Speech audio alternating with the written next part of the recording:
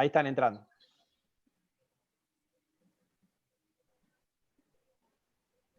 Yo esa información no la veo. No te aparece donde tenés los participantes al lado de los panelistas. Te debería aparecer. Están entrando todos ahora. No, no lo veo yo. Acá se ve sí que van aumentando. Sí, sí, sí. Sí, sí, fíjate, Alejandro, al lado del panelista dice attendance, y ahí te van 14, ahora 15. Sí, exactamente. Carla, Liliana. Sí.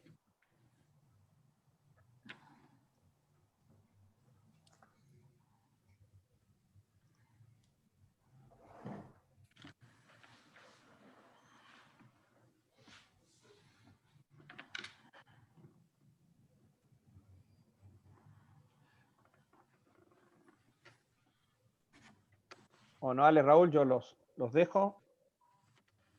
Bueno. Dame un minuto, Alejandro, un minuto. Un minuto. Sí, sí. Organizo los nenes, un minuto te pido. No hay problema.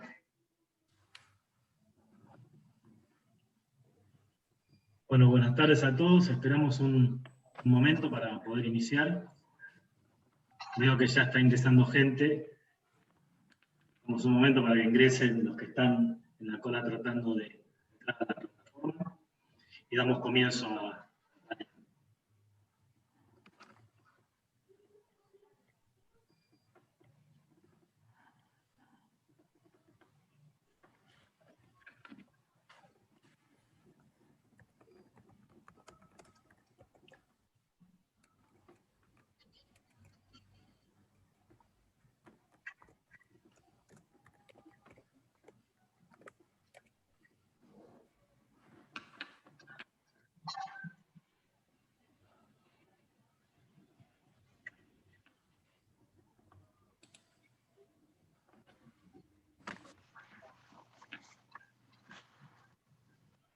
Ahora, Alejandro, pasame el J, así me prendo la cámara, perdón.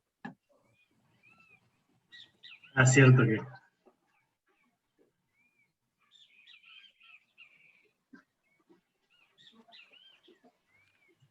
Listo, y ahí te lo paso. Bueno, igual quédatelo porque arrancás vos, así que... pero no compartís pantalla, está bien. No. ¿Estamos? Yo cuando digan ustedes. Buenas tardes. Buenas tardes a todos. En continuidad con la programación de este Encuentro Nacional de ADENAC, que hacemos esta vez en forma virtual, vamos a dar inicio ahora a un conversatorio sobre gestión universitaria con la participación del magíster Eduardo De Giusti, decano de la Facultad de Ciencias Económicas de la Universidad Nacional de La Plata, el licenciado Hugo Marcelino Ledesma, decano de la Facultad de Humanidades, Ciencias Sociales y de la Salud de la Universidad Nacional de Santiago del Estero, y la magíster Mariana Putel, directora del Plan Estratégico de la Universidad Nacional de Mar del Plata. Todos ellos suficientemente conocidos y amigos por todos nosotros, por todos los integrantes de la ADENAC. Mira que no voy a hacer más ninguna intervención en este momento para que no les restemos el escaso tiempo que tienen cada uno para hacer sus intervenciones, ya que, como saben, en el programa figura que este conversatorio no puede durar más de 1 hora. También hemos hablado con los expositores, pedirles que traten de lograr esa difícil tarea de síntesis, que en este caso es imprescindible, y entonces limiten su participación inicial a 15 minutos, no más de 17, para que después tengamos tiempo de recoger algunas preguntas que se reciban y ustedes, fundamentalmente, de contestarlas. Bien, el orden que vimos y acordamos es el mismo que está en el programa, o sea, primero el decano De Giusti, luego el decano Ledesma, y por último, la directora Futel. Así que, Eduardo, estás en uso de la palabra. Bueno, muchas gracias, Raúl. Sí, como vos dijiste, nos conocemos hace mucho tiempo, muchos de nosotros. Agradecerles fundamentalmente a la asociación, a ADENAG. Vi que hay mucha gente conocida, gente de mi facultad. Así que para mí, nada, la verdad me siento muy gratificado de poder participar.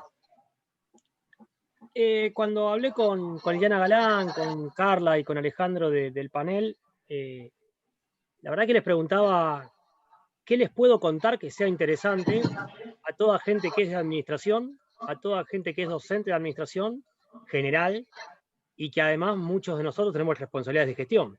Digo, es poco lo que uno considera que puede agregar valor. Entonces lo pensé más como compartir con ustedes, como una charla, me gusta la palabra conversatorio, alguna reflexión respecto a lo que fue este proceso. Este proceso que empezó en marzo. Yo me acuerdo que con el equipo de gestión de la facultad nos juntamos y definimos el contexto de incierto, dinámico y complejo, utilizando con cuidado cada una de esas palabras y qué implicaba, ¿no?, que el contexto sea incierto, dinámico y complejo. Y en criollo lo que podemos decir es que no sabemos qué iba a pasar y que con cada persona que hablábamos teníamos un diagnóstico distinto. Y esa es la primera enseñanza o aprendizaje que nos dejó el proceso. Muchos de nosotros hablamos del contexto, de la incertidumbre. Muchos de nosotros damos técnicas de diagnóstico en nuestras clases, en nuestro trabajo profesional. Y lo que quedó claro es cuánto importa la persona y la subjetividad al momento de procesar la información. Todos teníamos información confusa o incierta respecto a cómo ordenarnos, y lo real es que cada uno de nosotros pensaba distinto. Me acuerdo en mi equipo de gestión, algunos decían esto se soluciona en un mes, otros creían que iba a haber como la gripe A, que duró 3 meses hasta que se encontró un tratamiento, y otros te hablaban de un año, y otros te hablaban de 1 año y medio. Y había que decidir en ese contexto. Siempre voy a decir eso. Entonces la primera enseñanza que a mí me dejó este proceso, que quiero compartir con ustedes, es cómo se hizo presente en la incertidumbre la parte subjetiva de las personas al momento de analizar la información. Y nosotros ahí tomamos la decisión de continuar con el proceso educativo como prioridad. Y esa fue nuestra decisión primaria, sostener el proceso educativo. Para nosotros sostener el proceso educativo significaba, para que se hagan... Y esa es una decisión política, una definición política. La tomamos el mismo domingo, me acuerdo, estuvimos 4 horas reunidos con el equipo de gestión y decidimos, bueno, ok, mañana vamos a suspender las clases presenciales, creíamos que era un momento de parar, por 15 días, me acuerdo, fue la resolución más triste que tuve que firmar como decano, pero estábamos convencidos que no podíamos seguir como estábamos, y nos íbamos a tomar 15 días para ordenar un nuevo proceso educativo. Y entonces, siempre me acuerdo de las aristas, ¿no?, que a mí me enseñó en su momento Santiago Barcos, o Liliana Galán, o Norma Paulini, o Elena Denda, que decía que vos tenías, ¿no?, que tenías que alinear los objetivos, la estrategia y la estructura. Y eso que muchas veces repetimos, bueno, el objetivo era sostener el proceso educativo, ahí estaba la decisión política de una facultad o una institución. Pero esa es una condición necesaria, pero no suficiente para sostener el proceso educativo. Por supuesto tenía importancia, estábamos marcando para dónde queríamos ir. Pero después nos faltaba la estrategia para eso. Y la estrategia la tuvimos que ir elaborando. Y la estrategia consistía en formar y capacitar docentes, nosotros, que no estábamos acostumbrados a dar clase no presencial, y también consistía en formar a alumnos, que como siempre digo, son la otra parte de este proceso educativo, y que habían tenido 20 años de formación presencial, o 18, o 22. Y ahora, de un día para otro, decíamos que ahora íbamos a pasar a un proceso de educación no presencial. Para ellos también era un desafío. Y entonces había que formarlos, y había que capacitarlos. Y eso alcanzaba, no, nos faltaba la estructura que acompañe este proceso y esta decisión política. Y entonces me acuerdo el día de hoy todavía que Martín Fernández Molina, que seguramente ustedes lo conocen todos, mi secretario de posgrado, me enseñó lo que era el Zoom. Yo lo digo con absoluta honestidad intelectual, yo no sabía lo que era el Zoom. Y vino Martín, me acuerdo, yo bajé a posgrado y me explicó lo que era el Zoom. Y me acuerdo que yo fui con la misma computadora, se la llevé al presidente de la universidad, y le dije, bueno, nosotros si queremos sostener el proceso educativo, lo que vemos replicable más rápido es comprar licencias de Zoom. Y compramos 55 licencias de Zoom para replicar la cantidad de aulas físicas que teníamos, para que cada docente y cada curso pueda respetar los días y horas de cursada que se habían anotado. Entonces compramos la misma cantidad de licencias Zoom como de aulas físicas. Pero de pronto nos dimos cuenta que esa no era solo la estructura que necesitábamos. Necesitábamos también un servidor que esté dispuesto a soportar un aula virtual en donde va a haber mucho más tráfico. Y tuvimos que ir a gestionar los fondos para comprar un servidor con otra capacidad. Me acuerdo, 1.200.000 pesos. No quiero pensar lo que vale ahora. Para nosotros era una inversión grandísima. Pero sabíamos que de otra manera iba a ser insostenible el proceso, porque si se nos cae el aula, si no podemos tomar exámenes, si no podemos hacer autoevaluaciones, si no tenemos la capacidad de procesamiento, era imposible sostenerlo. La estructura tiene que acompañar la decisión política y la estrategia, y lo vimos en carne propia. Y después también nos dimos cuenta que no alcanzaba con eso, y alcanzaba con tener una guardia del aula virtual las 7x24, y nos dimos cuenta que ese servidor había que instalarlo y que había que programarlo, toda la parte de hardware y de software de ese servidor, y ahí agradezco enormemente el acompañamiento de los trabajadores no docentes de la facultad. Pero digo, yo vi ese triángulo de objetivos, estrategia y estructura en carne propia. Y realmente puedo decir que fue un proceso con sus más y sus menos. Me acuerdo que un jueves 30, antes del 2 de mayo, teníamos 3.000 parciales, un jueves 30, el sábado 2 de mayo, teníamos 3.000 parciales, y el jueves 30 tuvimos problemas. Y bueno, fue un viernes 1 de mayo intenso. Pero siempre digo lo mismo, lo mejor es reconocer que era un proceso que estábamos aprendiendo. No teníamos tampoco la formación, no solo académica, sino para sostener un proceso de esta envergadura. Y después de 4 o 5 meses, los que son docentes de mi facultad lo pueden asegurar, realmente hoy no tenemos más problemas de estos. Realmente hoy están alineados los objetivos, las estrategias y las estructuras. Tenemos docentes que están capacitados y formados en educación no presencial, tenemos alumnos que están capacitados y formados en educación no presencial, tenemos una estructura y tenemos una decisión política clara, que es sostener el proceso educativo de nuestros alumnos y de la facultad, mantener la facultad abierta. ¿Cuál es la otra enseñanza que me dejó? Que yo digo es lo que no dicen los libros, o no ponen tanto énfasis los libros en este proceso, que además de tener alineadas estas 3 cosas, yo digo estas 2 condiciones. La primera es el compromiso de los actores. Esto no hubiese sido posible, esto no es mérito del equipo de gestión. Por supuesto que nosotros generamos estos objetivos, esta estructura y esta estrategia. Por supuesto que muchos de nosotros, y veo a mucha gente que comparte la gestión, hemos perdido años y hemos estado realmente... tuvimos un primer cuatrimestre intenso, pero yo siempre voy a decir lo mismo. Si acá no teníamos el compromiso de los que forman parte de una institución, hubiese sido imposible. Y yo lo vuelvo a destacar, porque en los cambios es importante el compromiso. Y yo no tuve ni un docente que se niegue a este cambio. Le guste o no le guste, esté de acuerdo o no esté de acuerdo. Lo entendían de que era esto o nada. Había 2 caminos en un momento. O nos adecuábamos, o cerrábamos y volvíamos en septiembre, octubre, que al final no hubiese sido cierto. Bueno, yo tuve el acompañamiento de los 257 profesores, de los más de 400 ayudantes diplomados. Tuvimos 293 cursos en el primer semestre, más de 300 en el segundo semestre. Se dictaron el 100% de las cátedras.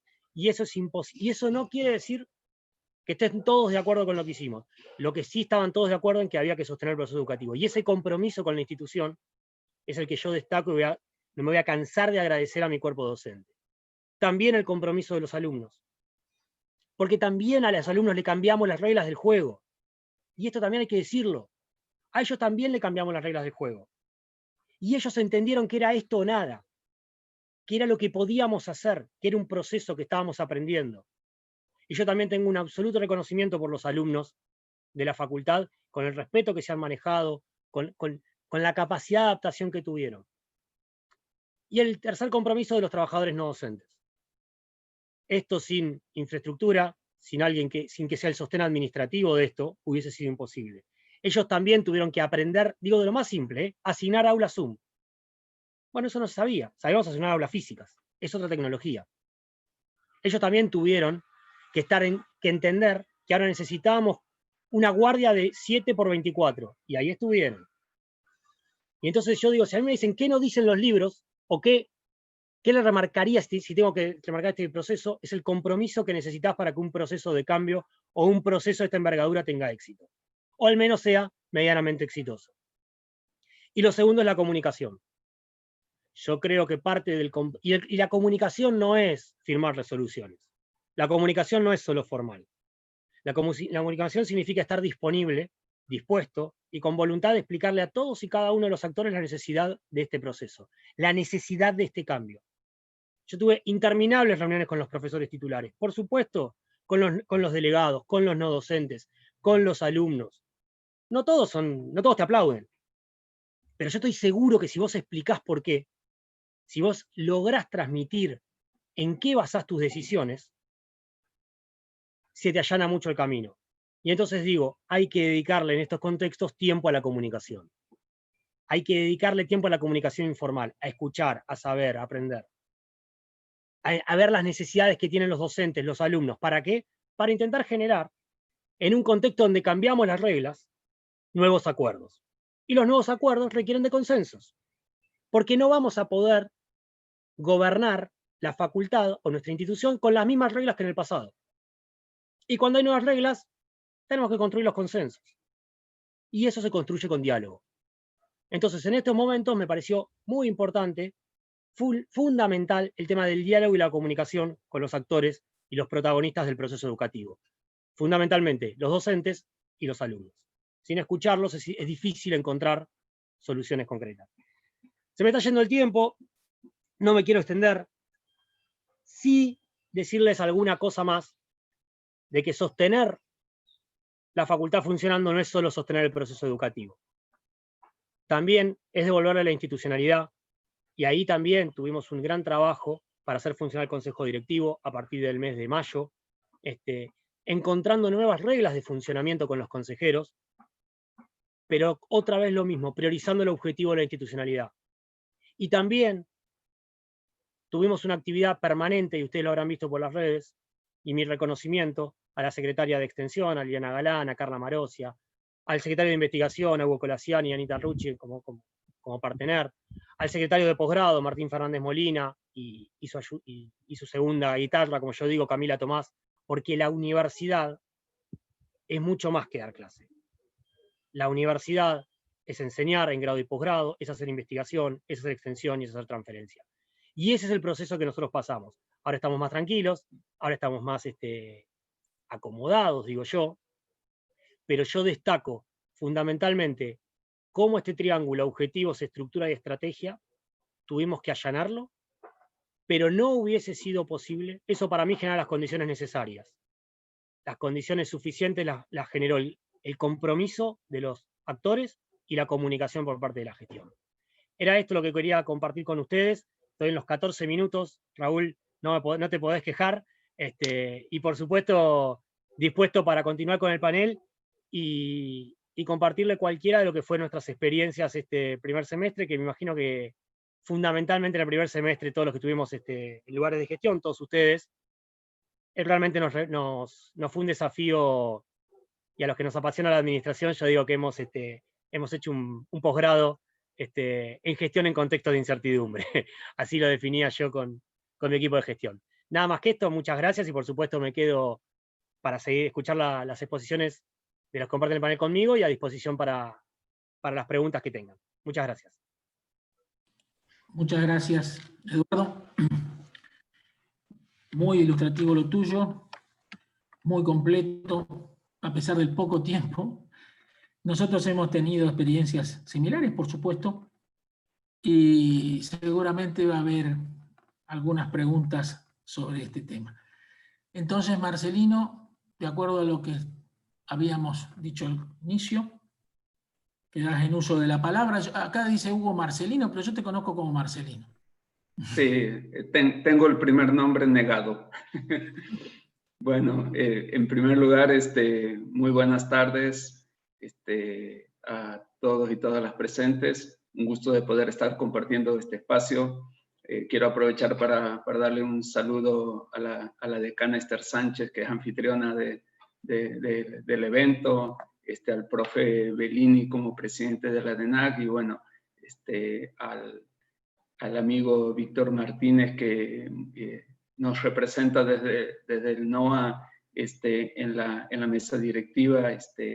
Un agradecimiento por el espacio y por habernos permitido poder compartir estos minutos. Cuando me plantean la propuesta, y en diálogo también con Alejandro, me parecía que en términos de gestión universitaria podía compartir desde la experiencia NOA un trabajo que estamos desarrollando en términos de redes interinstitucionales como Facultad de Ciencias Económicas. Y básicamente creo que este espacio interinstitucional surge y viene de algún modo creciendo desde nuestra propia naturaleza de docentes universitarios, ¿no? Los docentes universitarios, los académicos, los investigadores, los extensionistas, hemos buscado básicamente desde nuestros espacios de formación poder desarrollarnos no endogámicamente, por ahí quizás en los primeros pasos hacia dentro de la facultad, sino hemos buscado permanentemente otros espacios de vínculo, y es así como esta asociación prácticamente desde el año 85 ha ido creciendo a partir de la fuerza y de la voluntad de los colegas pares de docentes, profesores de administración general. Institucionalmente,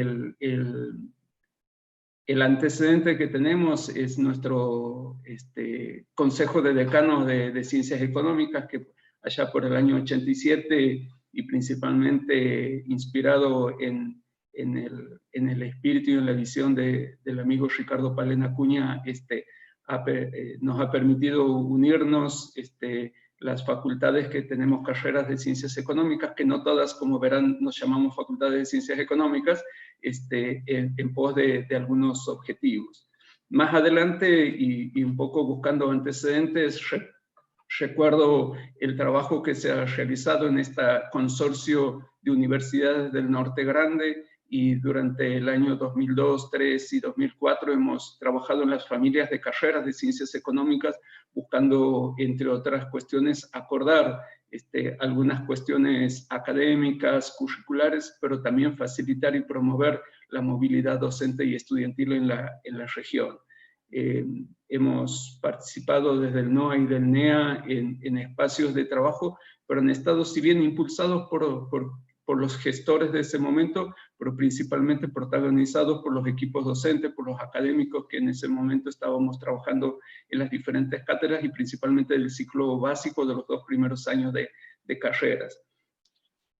Esta red que hoy conformamos, que se llama Red FACES, Red de Facultades con Carreras de Ciencias Económicas en el NOA, ha comenzado su diálogo en el año 2016, a partir del diálogo de decanos que se han ido dando a partir de los plenarios del CODECE, pero luego encontrando en común algunas problemáticas que, más allá del eje común de la disciplina de las ciencias económicas, ha estado además alimentado por un eje importante que es la problemática regional, ¿verdad?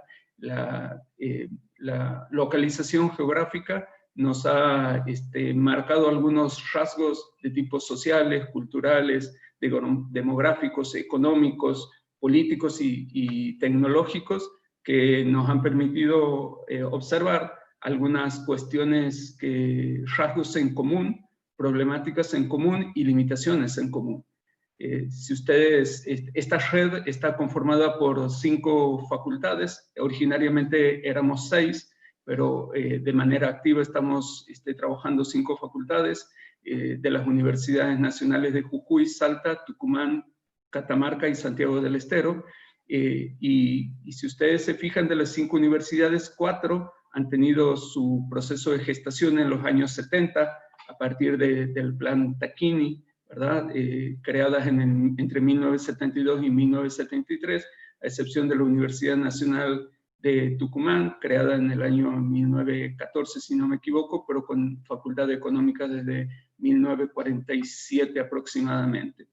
Esto nos ha marcado, digamos, algunas necesidades y algunas problemáticas, y nos ha permitido poder encontrar un espacio, una mesa de diálogo y de relación interinstitucional que de manera comprometida y conjunta, colectiva, podamos desarrollar algunas estrategias, algunas políticas, proyectos, programas que nos permitan superar no solo las limitaciones actuales, sino además poder pensar y potenciar las posibilidades y futuras en términos de desarrollo regional.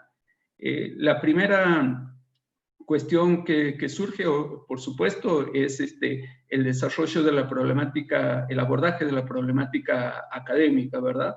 Esto que muchas veces desde las universidades y desde las facultades planteamos como la excelencia académica, como situación deseada, plena, quizás a veces con las limitaciones del día a día, hasta a veces nos parece utópica en su máxima expresión, ha formado parte de uno de los primeros temas planteados en la mesa.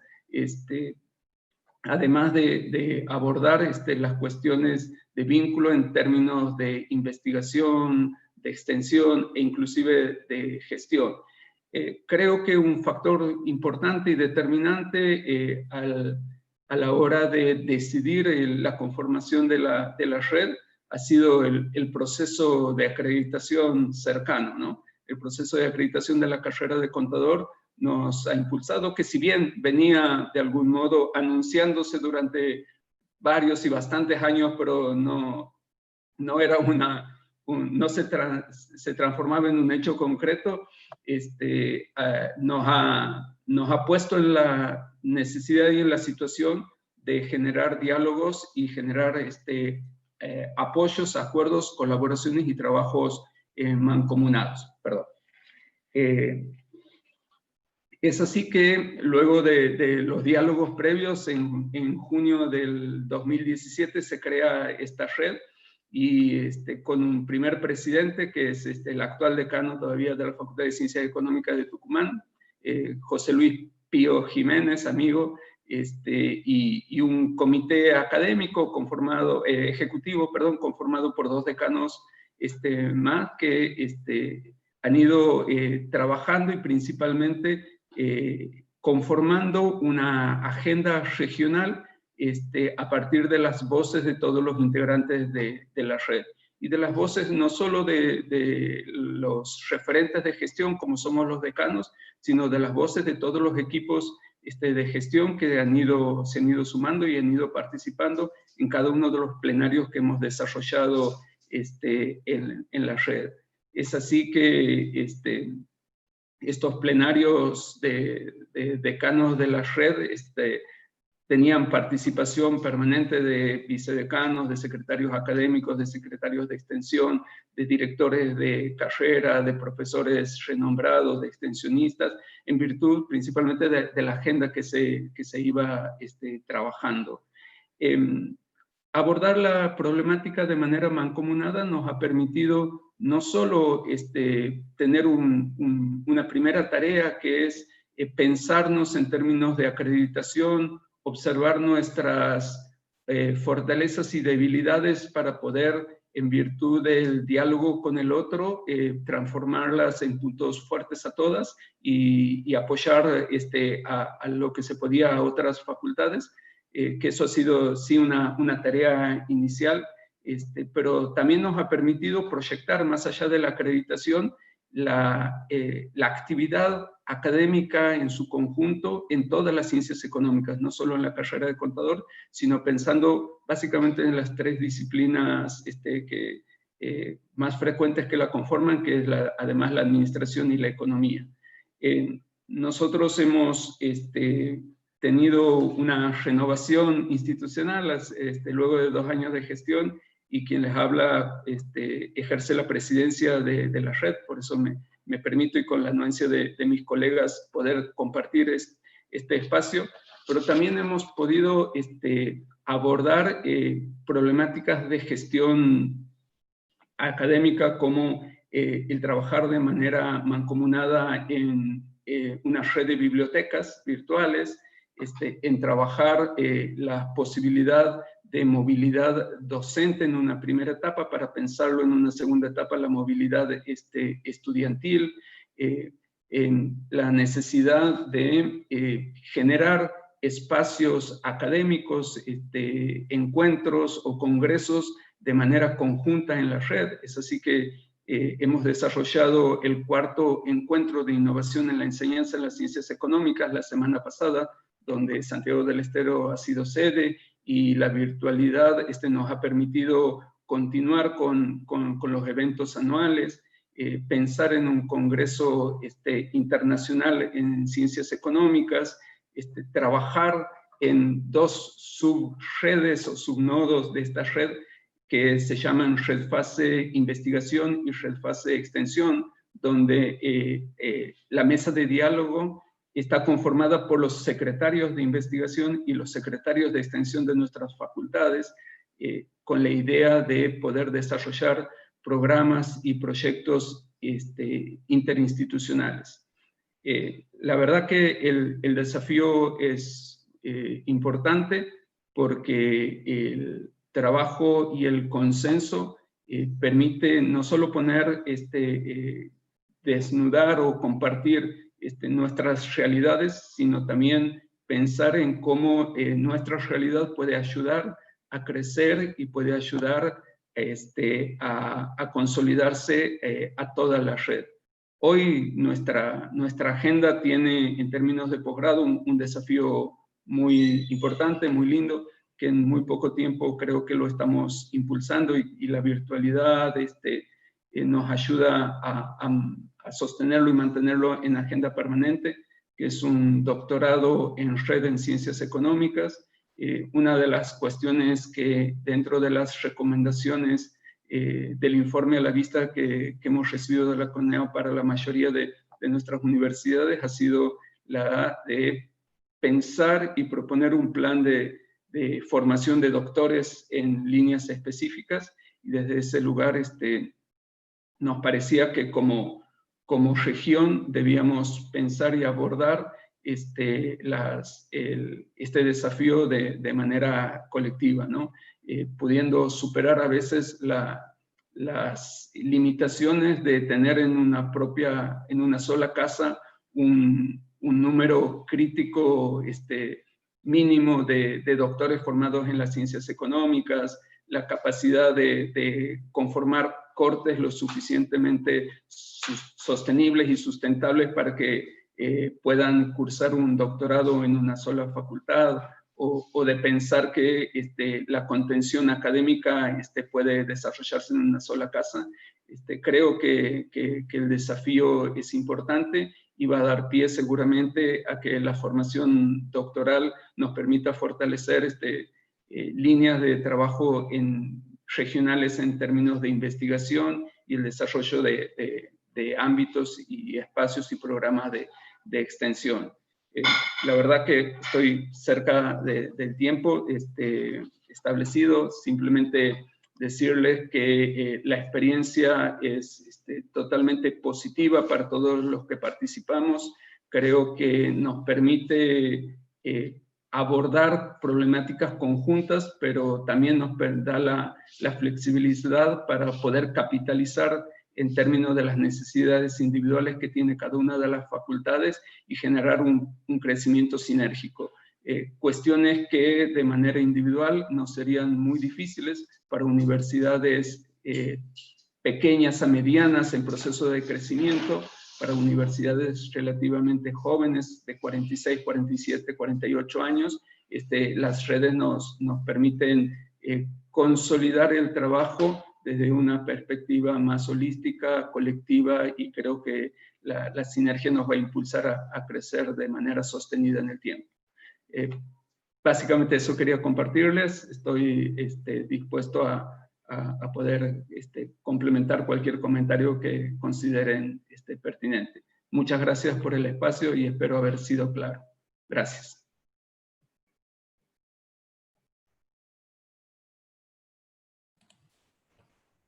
Bueno, muchísimas gracias, Marcelino.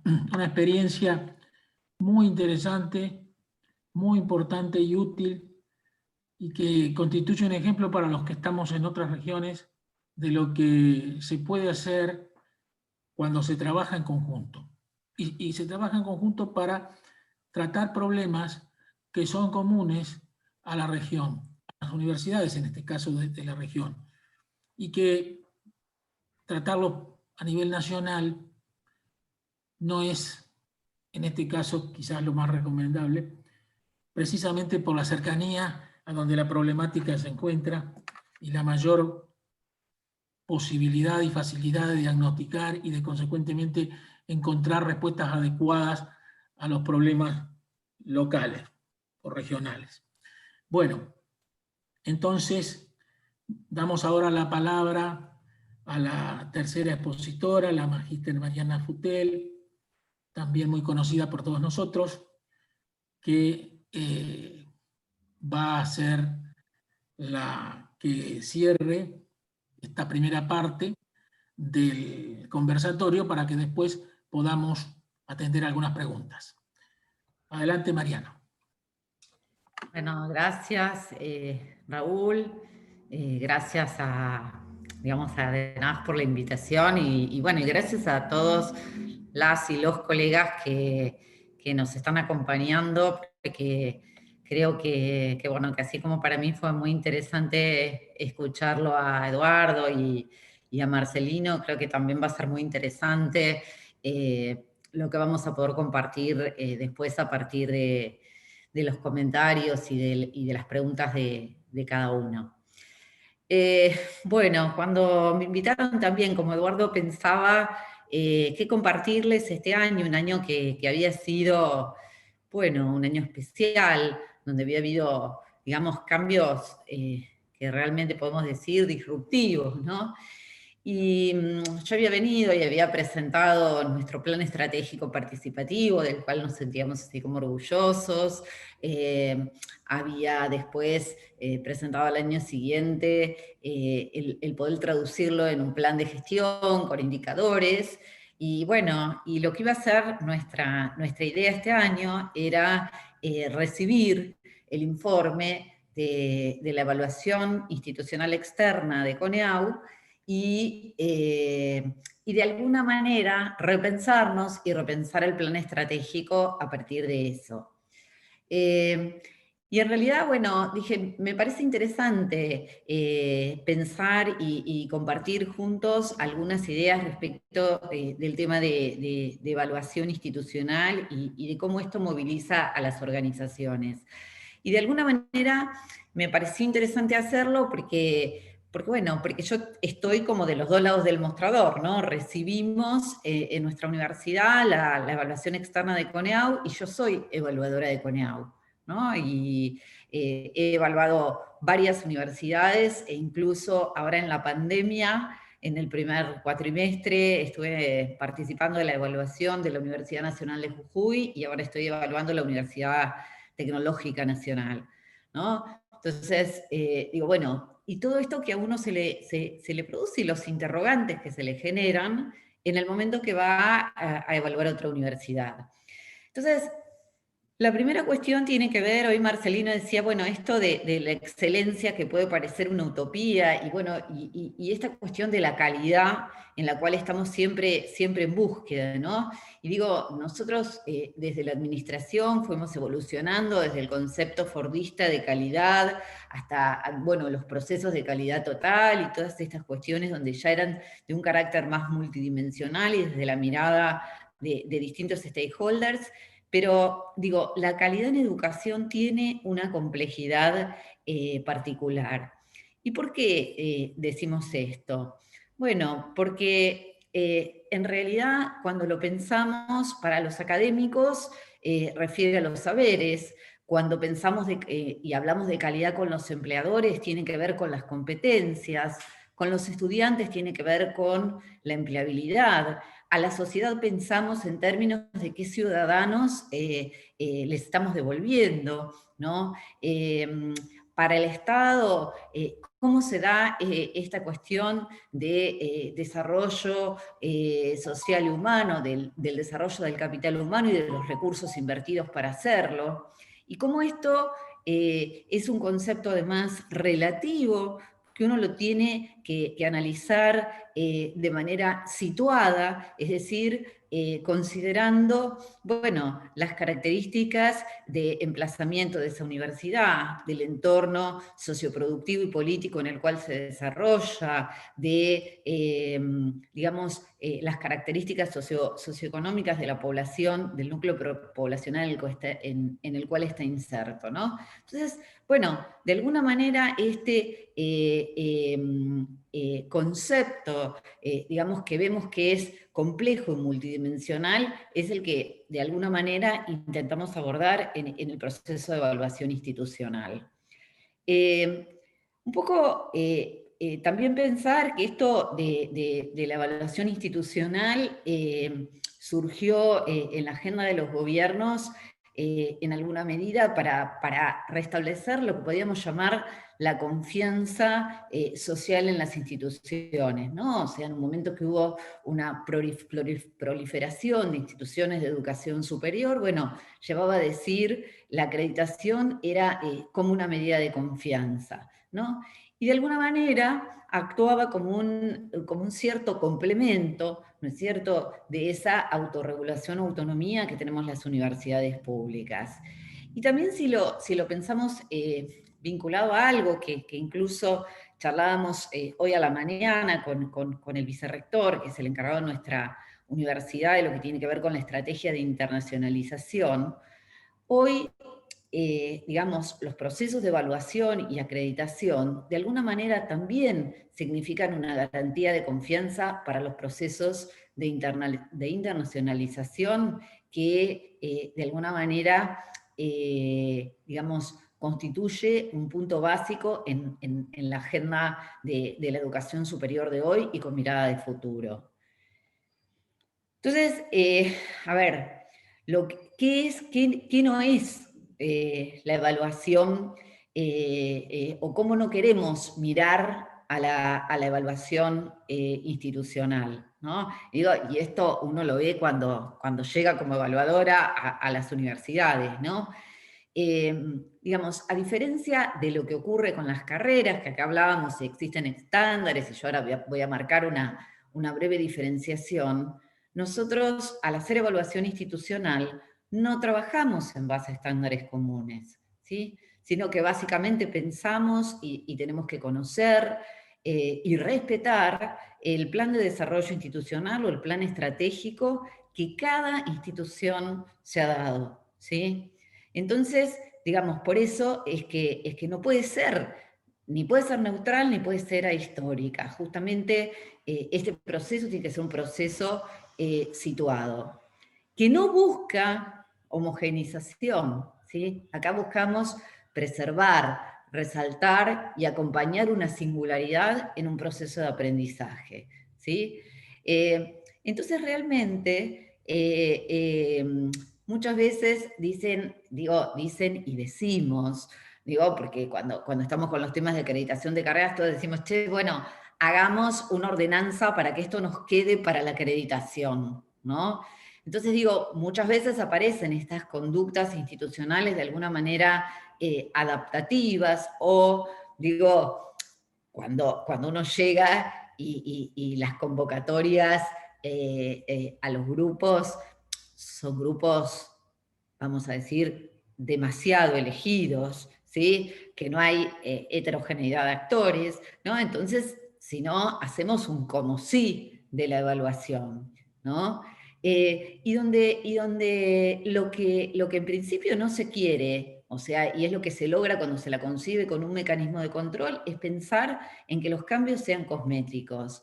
¿Qué es lo que sí queremos? Pensar a la evaluación institucional en el marco de un proceso de mejora continua.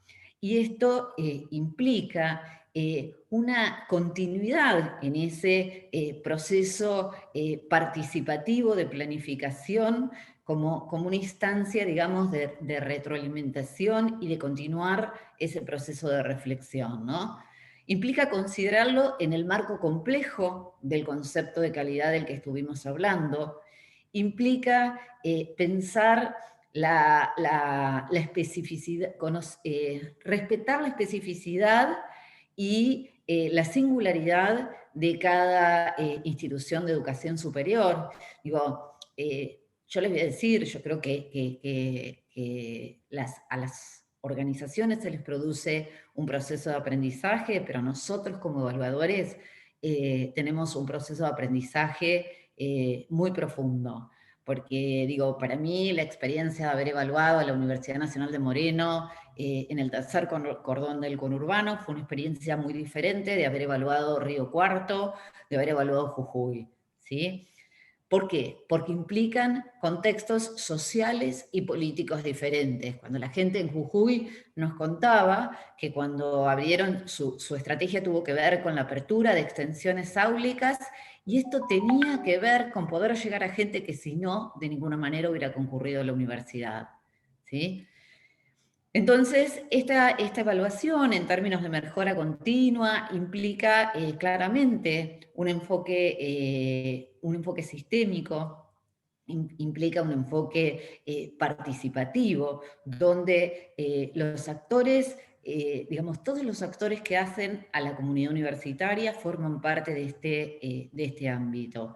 Y el punto de partida, claramente, es, digamos, si tenemos un plan estratégico, un plan de desarrollo institucional, los objetivos y metas de la institución y los diagnósticos que hayamos podido hacer a partir de ello, ¿no?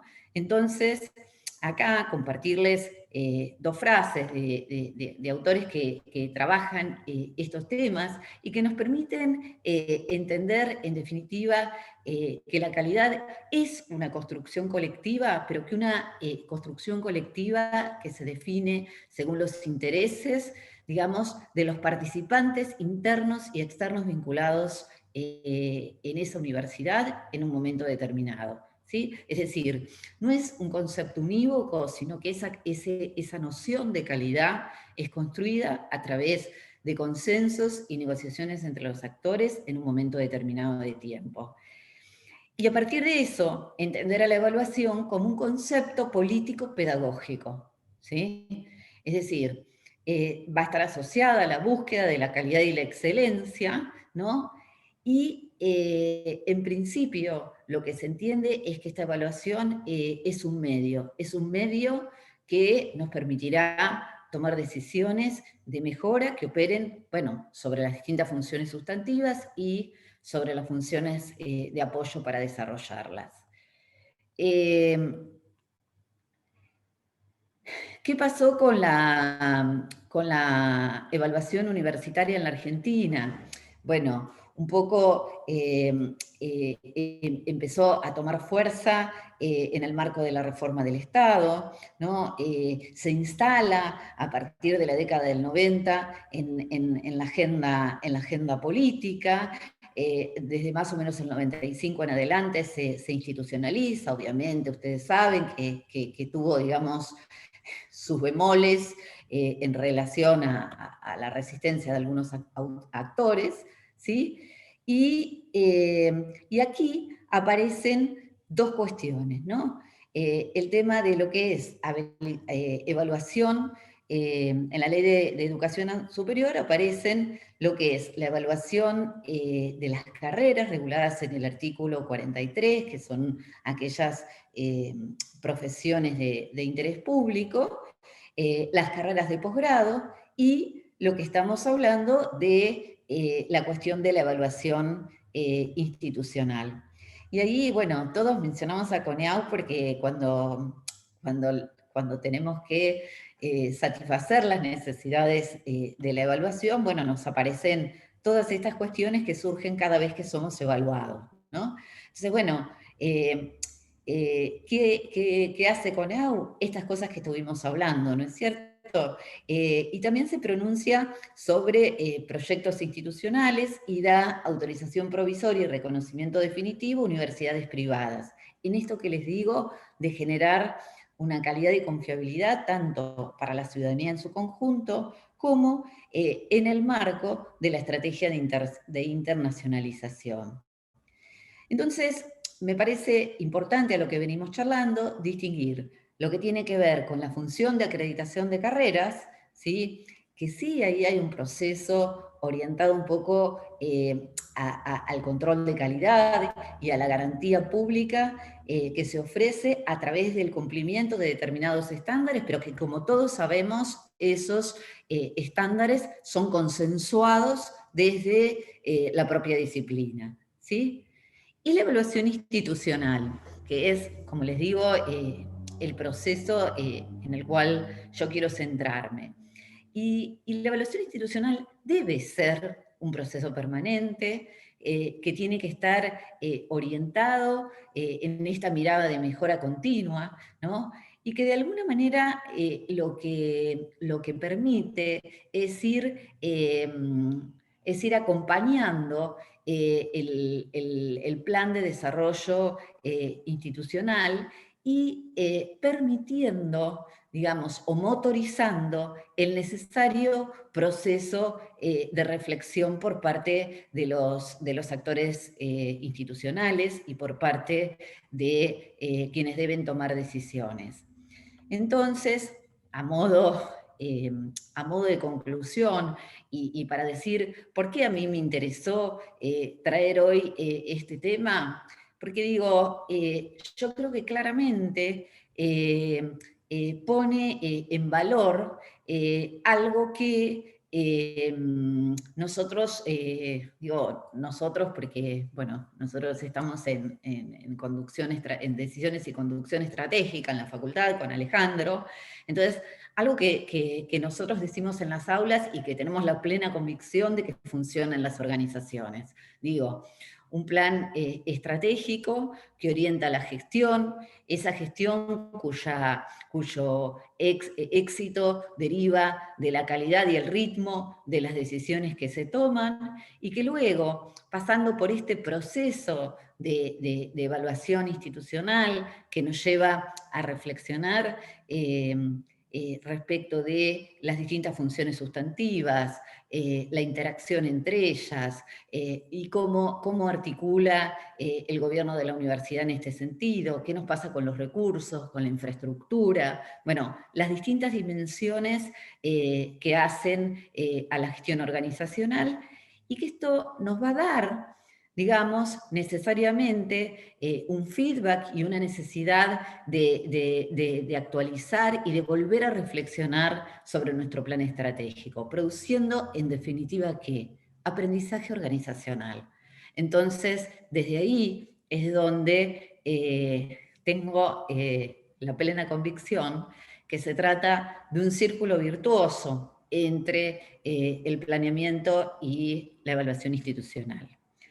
Muchas gracias, y tal vez esto es para que, si voy a la universidad, alguno de ustedes me reciban con más cariño.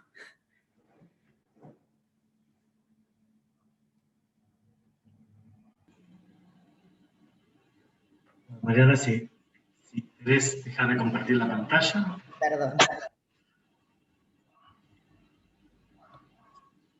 Bueno, la verdad que excelente las tres exposiciones. Creo que hemos logrado tener un recorrido así de temas diversos, pero que así como diversos están integrados. Eduardo vino a traer un poco la posibilidad de alinear objetivos, estrategias y estructuras en el corto plazo, ¿no? Reaccionando con estrategias de contingencia. Marcelino nos metió en esta necesidad del trabajo colaborativo, cooperativo, y cómo esto es posible en un sistema que es complejo, ¿no? Y es muy complejo y diverso.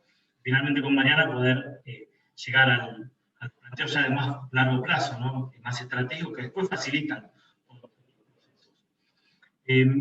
Mientras damos tiempo para que hagan preguntas, bueno, la verdad que esto, Raúl, es impresionante porque hemos logrado cumplir el tiempo de manera perfecta. Mientras piensan preguntas, el resto yo tenía anotado una pregunta para cada uno, no sé si les parece bien. Bueno, empezando por, y el resto puede hacer las preguntas por el chat, y hay un espacio para preguntas y respuestas por ahí. Primero Eduardo, ¿no? que es quien arrancó. Vos planteabas ahí esto de haber reaccionado a la coyuntura, pasó a todos, ¿no? Todos hemos vivido un primer semestre caótico y caótico, al que hemos sobrevivido por ahora, todavía tenemos un mes para sucumbir. Yo preguntarte cómo imaginás, ¿no? Porque ahora estamos empezando a discutir qué hacer el año que viene. Prácticamente una de las dificultades que decimos es cómo volvernos, nos hemos acostumbrado a la virtualidad y la vuelta no sabemos cómo va a ser. ¿Cómo imaginás vos esta nueva necesidad de alinear nuevamente objetivos, estrategias y estructuras? El año que viene va a ser distinto a lo habitual, pero también va a ser distinto a esto. Vamos por partes. Primero una cosa que, bueno, en la exposición uno no termina la vorágine. En realidad, nosotros tenemos un objetivo a largo plazo que es mejorar la trayectoria educativa de los chicos, ¿no? Y eso los que están de mi facultad saben. Cuando yo fui a ser decano dije que el problema de la Facultad de Económicas de La Plata no era ni el ingreso ni el egreso, un poco disruptivo mi planteo, sino que era la trayectoria.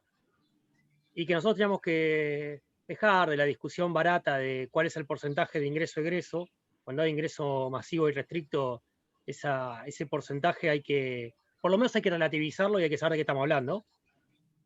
Pero que sí teníamos que generar más graduados universitarios para la sociedad. Ese es el objetivo real, más graduados en valores absolutos.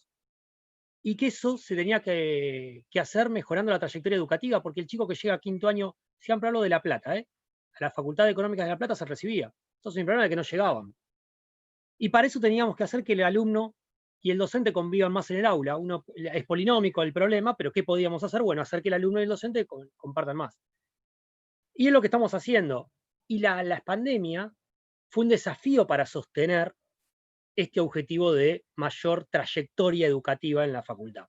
Digo, acá es donde nosotros alineamos el largo plazo con el corto plazo, que estoy de acuerdo, la reacción fue de corto plazo, pero un objetivo que ya nos venimos planteando de que asumimos en mayo del 2018 con el equipo, que es mejorar la trayectoria. Y como somos licenciados en administración, un cambio de contexto no va a hacer que cambiemos el objetivo. Lo que hicimos fue adaptarnos a ese contexto, pero sosteniendo el objetivo superador que era la trayectoria educativa. Eso te lo quería decir porque me pareció que obviamente, en 15 minutos no termina de exponer todo lo que tiene ganas de exponer. Respecto a cómo imaginamos el año que viene, mirá, yo cuando en marzo decíamos que el contexto era incierto, complejo y dinámico. Cuando nos juntamos, o cuando fue pasando el año, en agosto yo les decía a mis profesores y a mi equipo de gestión, hay algo que cambió, ya no es más incierto, ya sabemos que hasta fin de año no va a haber clases presenciales. Ahora tenemos certidumbre, no de la que nos gustaría, pero es cierto que no íbamos a tener clases hasta fin de año. ¿Cómo imagino el año que viene? Mirá, yo esta respuesta te la voy a dar hoy, 19 de noviembre, a las 17:48, y mañana, esto que te estoy diciendo puede no servir, como nos ha pasado. Con la información de hoy, con el contexto de hoy, con el estado actual, uno cree que no va a haber que vamos a un esquema híbrido, pero donde primer año, fundamentalmente hablo de primer año, donde en la Facultad de Económicas de La Plata tenés 3.000 ingresantes, con con cursos de 150, 160 chicos, en las aulas del subsuelo. Ahí está, la veo a Elena Denda y la veo a Daniela Blanco, que también es profesora de primer año, y me debo estar olvidando de alguno de los nuestros. Está Nora Scaramelini, la vi por ahí también. Que usamos aulas del subsuelo, eso es inviable. Digo, pongamos las cosas, como yo siempre digo, yo soy pro vuelta, yo creo que tenemos que intentar volver, pero tampoco ser irresponsables, porque todos nosotros tenemos un lugar de responsabilidad. Y hoy mandar 160, estamos hablando hoy, con el contexto de hoy, mandar 160 chicos a un aula del subsuelo que no está ventilada, es una irresponsabilidad. Y en esto también hay que ser claro. Aunque no me guste decirlo, aunque me gustaría decirte otra cosa, pero yo tengo una responsabilidad que es cuidar a mis alumnos y a mis docentes. Y entonces ahí hay que ponerse firme y decir, no estamos en condiciones de volver primer año como era prepandemia. Esto no quiere decir que no podamos juntos con los docentes, con los alumnos, buscar qué actividades presenciales se pueden realizar en la facultad. ¿A qué voy? Quizás una mesa de final, si bien ahora tenemos todas las materias evaluando, puede haber alguna que se pueda desarrollar de manera presencial. Quizás una entrega de títulos con protocolos, quizás algún seminario cerrado. Digo, hay situaciones o hay actividades de la facultad. Liliana Galán, que está a cargo de la actividad que hace la facultad en la Escuela de Oficios de la universidad, me decía la necesidad de usar el gabinete de informático para cerrar una actividad que tenemos, no importa, pero que necesitamos usar el gabinete informático. Bueno, con protocolo, pensándolo, cuidando a la gente, yo creo que hay que pensar en un escenario de vuelta, gradual, y de acuerdo a cómo nos vaya acompañando la realidad epidemiológica. Insisto, y los que me conocen saben, yo soy pro vuelta, soy uno de los que seguí yendo a la facultad permanentemente, pero me parece que una cosa es lo que uno hace a nivel individual, la otra es que hay que cuidar al otro. Y acá es donde está nuestra responsabilidad. Es una de las, a mí me lo enseñaron en primer año, una de las funciones de Fayol, el tema de la seguridad, de los que tenemos responsabilidades de gestión. Y esto hay que tenerlo presente, y esto es lo que tiene que seguir ordenándonos. Como me imagino el año que viene, por el momento, con una vuelta gradual en algunas actividades. No me imagino una vuelta masiva, por lo menos en febrero, que es el 1 de febrero, que es cuando iniciamos las actividades. Por supuesto que si mañana anuncian un tratamiento eficaz, y además está la vacuna disponible, y además se le da prioridad a los docentes universitarios, que en general es gente de edad y que tiene y está en riesgo, bueno, esto que te puedo estar diciendo, 19 de noviembre del 2020 a las 17:51, puede cambiar. Y también hay que ser claro con la gente y decirles esto. Ahora, ¿cómo organizamos el ingreso hoy? Con la información que tengo hoy, es de manera no presencial, tal como se dio el primer semestre. Mucho más eficiente, porque ya no es un proceso innovador. Los que estamos en la administración, la innovación y la eficiencia vieron que a veces nos cuesta. Bueno, ahora ya tenemos mucha más experiencia para llevar adelante, y también vamos a recibir alumnos ingresantes que tuvieron un año de educación no presencial. Y eso te hace que el proceso sea más ágil. ¿Está bien? ¿Se entiende? ¿Está bien? ¿Contestado, Alejandro? Perfecto, perfecto. Bueno, estamos ya llegando al límite del tiempo. Una pregunta para Marcelino. Breve, respecto a esta intención de ustedes de trabajar en la integración, de trabajar colaborativamente, ¿cuál crees que es la principal dificultad, ¿no? Para trabajar de manera colaborativa en una sociedad que no está del todo acostumbrada a compartir, ¿no? ¿Cuál crees que es el principal desafío, la principal dificultad que podríamos tener los demás si deseamos dar procesos de ese tipo?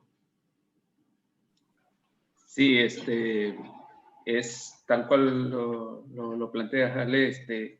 Muchas veces venir del pensamiento individualista o del pensamiento localista nos dificulta el trabajo, sobre todo en una región amplia, ¿no? Que físicamente en kilómetros cuadrados es una región amplia el NOA, en donde estamos 5 universidades públicas. Yo creo que la principal dificultad y que ha tenido que ver con este año que se ha trabajado en términos de acuerdos previos a la conformación de la red, que han comenzado los diálogos en el 2016 y se ha conformado en el 2017, tiene que ver con el paso para poder digamos, sincerarnos y poner, digamos, las realidades, las verdaderas realidades por las que atravesamos cada una de las facultades en una mesa compartida con colegas, ¿verdad? Creo que la necesidad de poder decirnos nuestras realidades, nuestras dificultades y nuestras potencialidades. Yo creo que las potencialidades es más fácil de que uno la exprese, pero sin embargo poder desnudar quizás y compartir nuestras dificultades, nuestras debilidades y confiar en que la escucha y la mirada del otro va a ser en términos positivos y de mirada colectiva y colaborativa, creo que ha sido quizás uno de los primeros pasos en los cuales se ha generado necesidad de ablandar los procesos de diálogo para que luego los acuerdos institucionales se den con mayor naturalidad. el abrirnos y dialogar, sabiendo que no hablamos desde lo personal, sino que uno representa una facultad, una institución. Es un desafío importante. Bueno, Marcelino, gracias. Bueno, acá tengo, me dicen que hay que levantar la mano. Veo. Tengo una pregunta para Mariana y Elena Arena también tiene una pregunta para todos. Mariana, me quedé con una frase, ¿no? Cuando decías, visto que tenemos, yo soy secretario de posgrado, por lo cual también he dicho, qué pecado. Hagamos una ordenanza para que quede para la evaluación o para la acreditación, lo que sea, todos hemos hecho esto, dejar rastro burocrático a aquello que hacemos. Me preguntaba, ¿no? ¿En qué medida vos crees que la tendencia a la evaluación institucional, ¿no? Siendo que los órganos de evaluación pasan a ser referencia a nivel internacional también, ¿en qué medida es recomendable que las instituciones educativas, las universidades, las facultades, empiecen a generar estructuras profesionales para abordar, que haya un espacio institucional que aborde estas problemáticas? ¿Estás muteada? Bueno, sin lugar a dudas, creo que digamos que es una función que ha venido para quedarse, con lo cual me parece que se pueda profesionalizar es ideal, porque de alguna manera esto tiene como la evaluación institucional tiene que articular una función política y una función técnica también.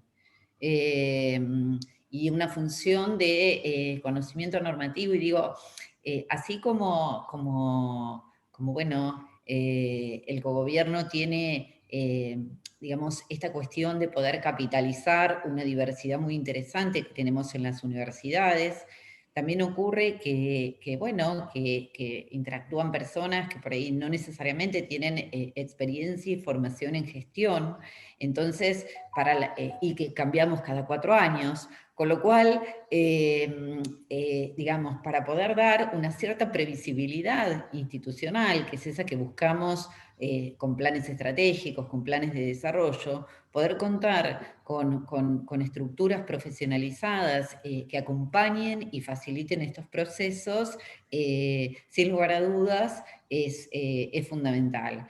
Y decir que no está mal el hacer la ordenanza para. El punto es si nos quedamos solo en la ordenanza. Este es el tema. Si nos quedamos solo en el cumplimiento de la legalidad, en lo que tengo que cargar en la ficha CIEMI para ver qué le digo al evaluador, ¿no?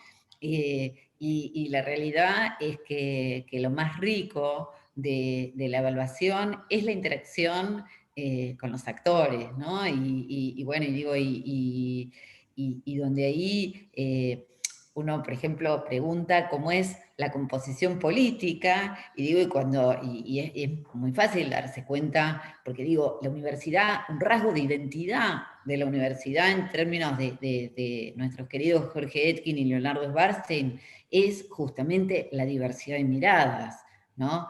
Y entonces cuando uno va y determinados entrevistados, como un mantra te dicen algunas cuestiones básicas, uno dice, bueno, acá hay algo de lo que está pasando. Entonces, realmente me parece que por ahí lo que tiene que existir es que la universidad lo pueda vivir como una oportunidad para reflexionar sobre sí misma, ¿sí? Y pensar que los pares, justamente porque es una evaluación por pares, que son sujetos de otras universidades nacionales, vamos con la mejor intención a tratar de aportar una mirada que sume a ese proyecto institucional que cada universidad tiene.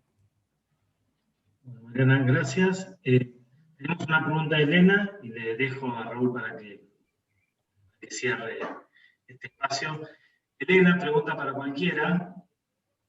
Bueno, por acá se retracta de la pregunta, ¿no? ¿En qué medida la contingencia esta ha sido una oportunidad para un salto hacia la virtualidad, presencialidad? Si me permitís, Alejandro, yo creo que la contingencia fue una oportunidad para, como dice Senge, poner en funcionamiento la organización que aprende, ¿no? Y creo que las organizaciones aprendieron. o por lo menos la Facultad de Económicas de La Plata estoy seguro que aprendió, como institución. Y el desafío es no perder lo aprendido.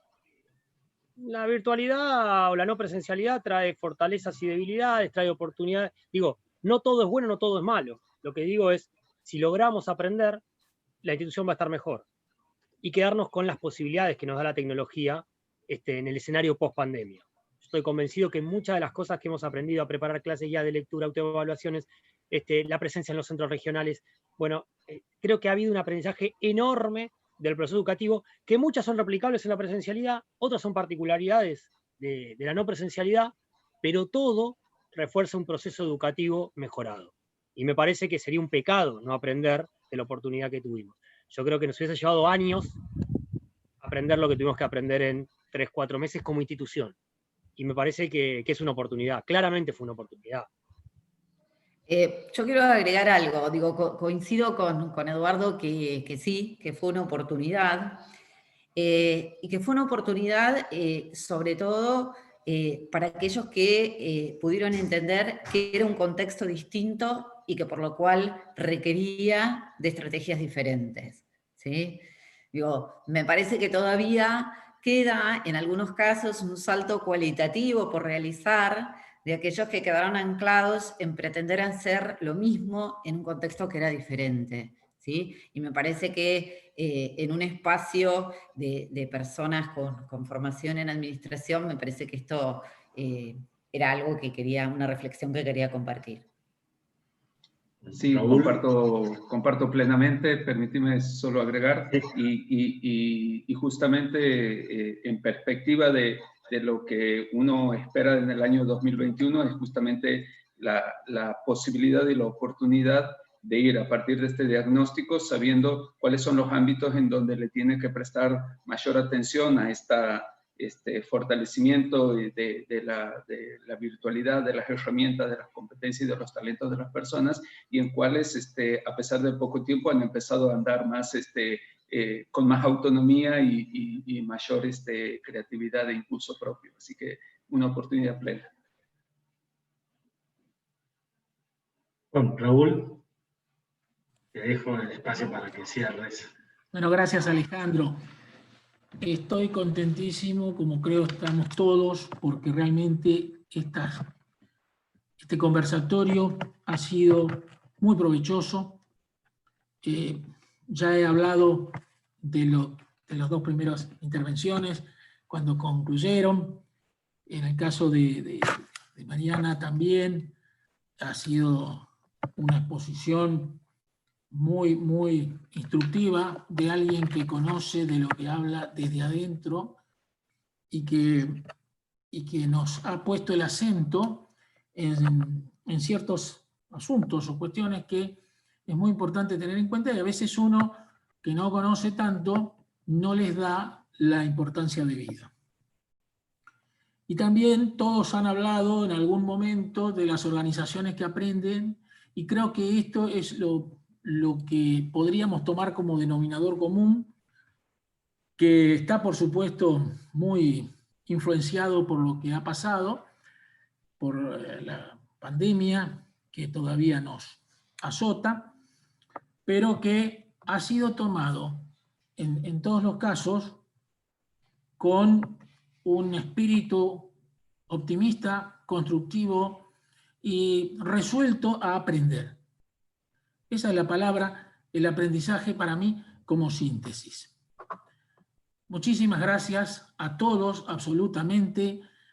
Por supuesto, en primer término y fundamentalmente a los 3 expositores y también a todos los demás que han participado y que, bueno, no han tenido lamentablemente mucho tiempo para hacer preguntas, pero creo que las preguntas que hizo Alejandro y la intervención de Elena realmente resumen lo que muchos de nosotros habríamos preguntado. Muchísimas gracias. No los demoro más. Bueno, gracias a todos por haber participado y por el compromiso. Bueno, continuamos el evento en la sala que sigue, ¿no? Que creo que bueno, muchas gracias a todos y nos vemos en la próxima sala. Muchas gracias. Muchas gracias. Un gusto participar. Gracias por la oportunidad. Un abrazo grande. Nos seguimos viendo.